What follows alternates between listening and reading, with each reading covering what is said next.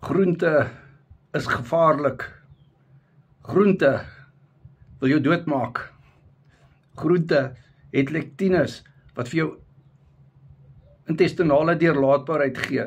Oksalate wat vir jou nierstene gee. 80% van alle nierstene is kalsiumoksalaat wat van groente afkom. Groente wil jou doodmaak. Ja, WhatsApp my, Carnivore Kettlebell Coaching, my nommer is in die bio. Maar as jy van groente hou, moenie worry nie. Ons doen die kettlebell ook. Dan kan jy groente eet. Maar vleis het alles wat jy nodig het. Daar's nie 'n enkele nutriënt wat in groente is wat jy eksklusief in groente kry, wat veronderstel is om geëet te word, wat essensieel is vir jou liggaam, wat jy nodig het. Dit bestaan nie. Alles wat jy nodig het is in vleis, in dierlike produkte.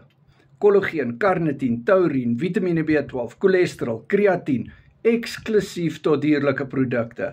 Dit is nie in groente of vrugte nie. Bestaan nie. WhatsApp my, Carnivore Kettlebell Coaching. Ons het die kreatien bootcamp gedoen. En jy kan my op jou WhatsApp hê. Gustaf, dankie dat jy geantwoord het op hierdie vraag. Coaching is op WhatsApp. Video call.